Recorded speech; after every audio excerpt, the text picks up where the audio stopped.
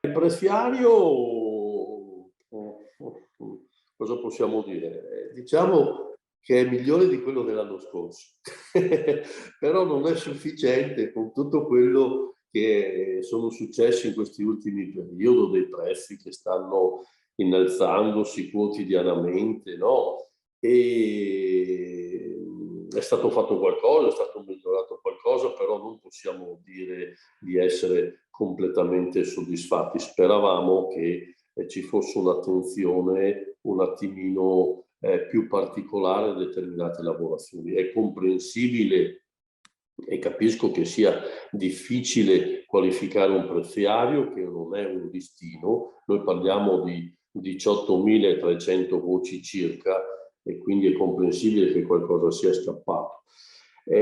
Al di là di questo, io vorrei dire, continuiamo a lavorare perché il preziario del 2023 c'è da lavorarci fin da subito al fine di uscire con un nuovo preziario che sia veramente puntuale e attento. Abbiamo un buon rapporto con la Regione, sono convinto che insieme potremmo fare di più e meglio, perché è un'esigenza indispensabile per tutte le imprese che anche dopo le ferie continueranno, pur tirando la cinghia, a lavorare ma con enormi difficoltà.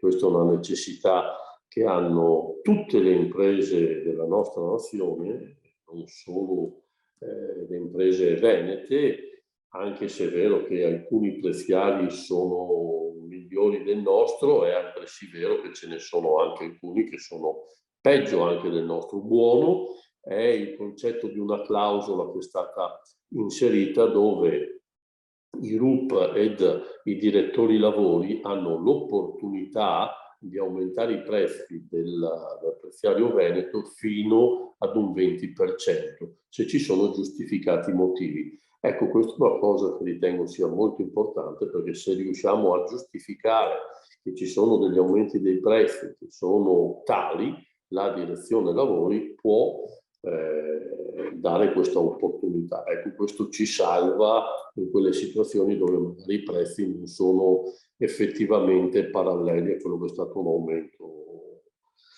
l'aumento dei prezzi di questi ultimi periodi. Comunque lavoriamo insieme con la Regione per avere un preziario che sia per il 2023 eccezionale.